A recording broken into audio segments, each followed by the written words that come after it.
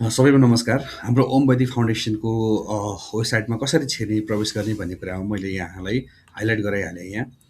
http ./omvedic.org.np यसमा चाहिँ हामीले अगाडिको http टाइप गर्नु पर्दैन। यसमा चाहिँ omvitic.org.np यसमा हामीले क्लिक गरिसके पछाडि यसलाई इन्टर गर्दाखेरि हाम्रो हाम्रो ब्राउजरमा छिरिन्छ। हाम्रो ब्राउजरमा छिरिसके पछाडि अब हामीले यसलाई हाम्रो ओम वैदिक फाउन्डेसनको के कस्तो गतिविधि भइरहेको छ भनेर हेर्नको लागि हामीले यसलाई तल स्क्रल गर्दै अगाडि बढौँ। यहाँ माथि हामीले स्पष्ट देख्न सक्छौँ हाम्रो कार्यक्रमको विषयमा यो मेम्बरसिप कसरी लिने भन्ने कुरा पनि यहाँ हामीले राखेका छौँ। हाम्रो कामहरू के कस्तो काम भइरहेछ ओम वैदिक गुरुकुलको विषयमा, वैदिक एस्ट्रो एन्ड वास्तुको विषयमा, वैदिक रिसर्चको विषयमा के कस्तो छ त्यहाँ हामीले गएर हेर्न सक्छौँ। साथसाथै हामीले अहिले गीता सारको जुन हामीले कन्सेप्ट ल्याएका छौँ, यो छोटो समयमा, यो व्यस्त जीवनमा पनि छोटो समयमा कसरी गीतालाई सहज तरिकाले बुझ्ने भन्ने कुरामा हामीले यो अलिक तलपट्टि हामीले स्क्रल गर्दै आइसकेपछि हामीले यहाँ देख्न सक्छौँ। जसमा हामीले यसलाई फ्री पढ्न सक्छौँ, फ्री अध्ययन गर्न सक्छौँ। यहाँ हाम्रो टपिक छ श्रीमद् भागवत गीता सार। यो गीतालाई हामीले छोटोभन्दा छोटो 18 अध्यायको एकदमै छोटो समयमा कसरी यसको कन्सेप्ट बुझ्ने भन्ने कुराको विषयलाई लिएर हामीले यहाँ एउटा काम गरेका छौँ।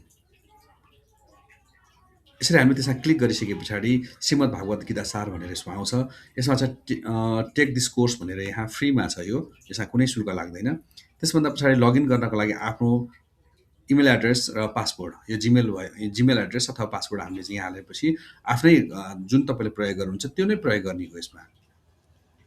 यसरी हामीले लगइन गरिसके पछाडिको अवस्थामा हामीले त्यसभित्र प्रवेश पाउँछौँ। यसमा एसएस कोर्स भनेर छ, यसमा एसएस कोर्समा गएर इन्टर गर्नु पऱ्यो। त्यो इन्टर गरिसके पछाडि हामीले मजा छ लेफ्ट ह्यान्ड साइडमा हामीले चाहिँ भागवत गीता सारको प्रथम अध्यायदेखि पछाडि 18औँ अध्यायसम्म हामीले यसरी 8, 9, 10, 11, 12 हुँदै हुँदै 18औँ अध्यायसम्म हामीले यहाँ यसरी रिड गर्न सक्छौँ। कुन अध्याय हामीलाई लिनुपर्ने छ यो त हुन त हामीले सिलेबस रूपमा प्रथम अध्यायदेखि नै हामीले 18औँ अध्यायसम्म हामीले आरामसँग क्लिक गरेर गर्न सक्छौँ, हेर्न सक्छौँ। जसमा मानिलिउँ अब हामीले प्रथम अध्यायमा जानुपर्ने छ। प्रथम अध्याय क्लिक गरेपछि हाम्रो यतापट्टि राइट ह्यान्ड साइडमा यसरी माथि हाम्रो संस्कृतको श्लोक छ र त्यसलाई हामीले चाहिँ सहज तरिकाले यसलाई नेपालीमा अनुवादन गरेका छौँ अथवा उल्था गरेका छौँ। यसरी उल्था गरिसके पछाडि यसमा हामीले सहज रूपमा हामीले यसमा पढ्न सक्छौँ। प्रत्येक अध्याय अब हामीलाई 1 सकियो, 2मा जानुपर्दा त्यही कन्डिसन छ।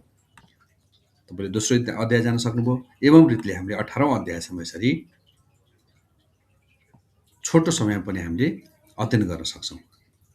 यसको साथसाथै यो पनि झन्झट नभइरहोस् भन्नको लागि अझ हामीले यहाँ अडियो पनि राखेका छौँ। यहाँले आरामसँग देख्न सक्नुहुन्छ लेफ्ट ह्यान्ड साइडको यो यतापट्टि अडियोमा छ। अडियोमा क्लिक गर्न बित्तिकै हामीले श्रीमद् भगवत गीता यसरी सार हामीले 30 मिनटमा 30 मिनट श्रीमद् भगवत गीता हिन्दू धर्मको कसरी अध्ययन गर्ने भन्ने कुराको छोटकरीमा हामीले यहाँ राखिदिएका छौँ। तल्लो लाइन चाहिँ अथ हामीले षष्ठोऽध्याय साथसाथै आत्मसंयम योग उसको विश्लेषण ज्ञान विज्ञान तृप्तात्मा करिब कुटस्थो हामी 20 मिनटको मात्र विजितेन्द्रियः अडियो छ। यहाँ युक्त पढिरहनु पनि इत्युच्यते परेन। योगी गुरुको मुखारबिन्दुमा हामीले सहज समालोष्टास्मकाञ्चन। तरिकाले छोटो समयमा अध्ययन गर्न सक्दछौँ।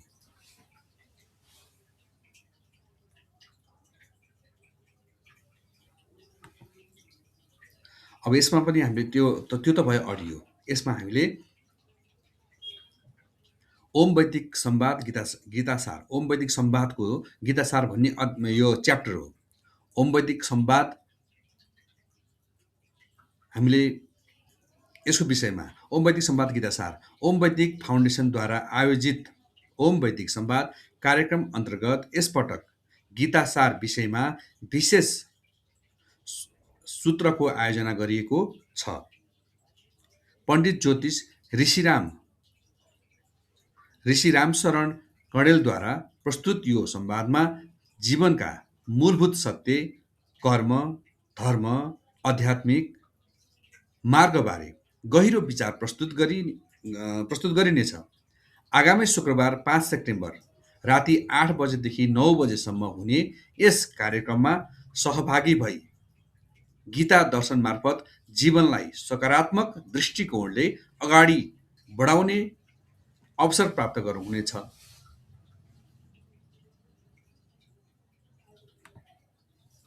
ओम वैदिक फाउन्डेसनको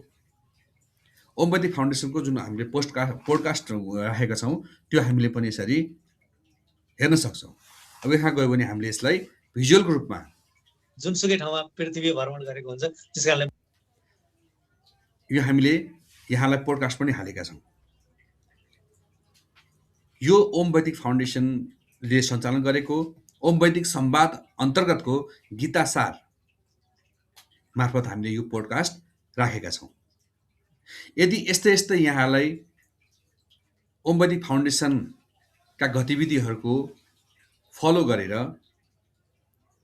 अनुसरण गर्नु इच्छा छ वा केही जान्नु रुचि छ वा हामीसँग जोडिनु चाहनुहुन्छ भनेदेखि हामीले यता माथि मेम्बरको पनि अघि मैले कुरा गरेँ मेम्बरसिप लिएर अगाडि बढ्न सक्नुहुनेछ